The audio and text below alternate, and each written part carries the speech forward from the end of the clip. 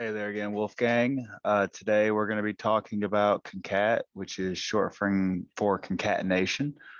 This will be combining two strings together to form one string under a new variable. So let's take a look. We have string one here. And for anybody who's new to the channel, I comment out simple projects to begin with so that we can uncomment them over time. So it's easier for people to keep along than y'all having to keep along with me typing the entire time. So we have let string one equal this is string one.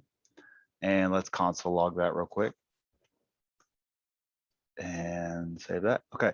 So here in our console, we have this is string one, line 3 in the code.js. So we want to take another string, which is string 2 right here, string 1, string 2, and we'll console log that. So we can see here, 2 separated strings. And what we want to do with concatenation is it will combine them into one string and it will assign it to a new variable. The 2 original variables will still be string 1 will still be this is string 1 and string 2 will still be and this is string 2, depending on what you assign your next variable as. If you were to reassign it, since we are using let to declare our variables, it would reassign those variables. That is one thing I do like about let. I do a lot of, when I use the DOM, I'll do a lot of changing variables information around so that it keeps me a little bit more organized in my head. Okay, so we assign the final string here, string 1 dot concat to string 2. We'll go ahead and we'll console log that. And that's what it looks like. The final string will turn out to be this is string 1 and this is string 2. Now I would like to show you guys this. You guys may not know what arrays are yet. This is me storing the string in an array. And I'll go ahead and this is what we'll do.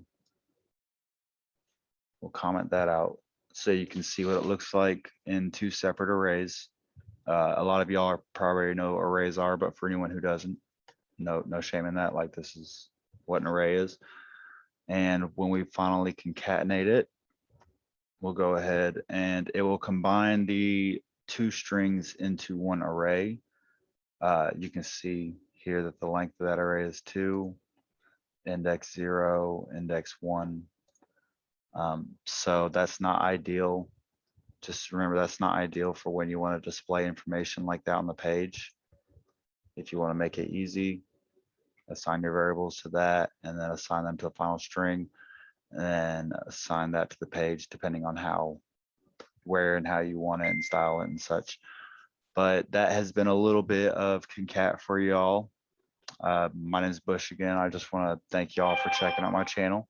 And if you guys have any questions, comments, or suggestions or anything like that, feel free to drop them down in the comments. And thank you guys for all your support. And I hope everybody here has a great day.